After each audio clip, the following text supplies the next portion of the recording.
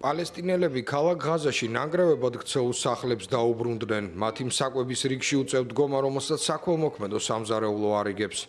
ჯერ კიდევ ძალაშია შეერთებული შტატების მიერ შეთავაზებული ზავი, რომელიც 2 წლიანი ომის დასრულებას ისახავს მიზნად. თუმცა ყოველდღიური ყოფითი პრობლემები დიდი თუ მცირე ისევ გრძელდება. ახლა პალესტინელები საზრუნავია, როგორ მოაწესრიგონ სახლები, რა ჩაიცვან, როცა ზამთარი მოახლოვდება და როგორ გამოყვებონ ოჯახის წევრები. ერთ-ერთმა პალესტინელმა ქალმა, რომელიც საკვების რიგში იდგა, გითხრა, რომ ის მხოლოდ საქველმოქმედო სამზარეულოს იმედად არის, რადგან მას მისი შეძენის შესაძლებლობა არ აქვს.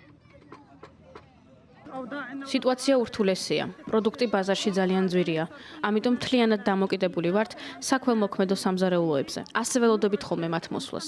ჩვენ აქ ვხედავთ, სანამ მზარეულები თავიანთ აღჭურვილობას და საკვებს არ მოამზადებენ. მერე იწყებენ დარიგებას.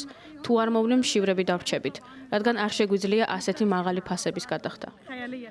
ოთხშაბათს საერთაშორისო სასამართლომ განაცხადა, რომ ისრაელმა უნდა მისცეს ღაზაში მოქმედ გაეროს დახმარების სააგენტოებს პალესტინის ტერიტორიაზე ჰუმანიტარული დახმარების გაწევის შესაძლებლობა. გადასასვლელების ჩაკეტვისა და ისრაელის მიერ დახმარების ჯგუფებისთვის დაწესებული შეზღუდვების ფონზე ჰამასი შუამავლებს მოუწოდებს გაზარდონ დახმარება ღაზაში. ისრაელი თავის მხრივ აცხადებს, რომ რეგიონში საკმარისი დახმარება შედის, თუმცა მას ჰამასი ძარცვავს. ბრალდებას გაერო და დახმარების სხვა სააგენტოები უარყოფენ.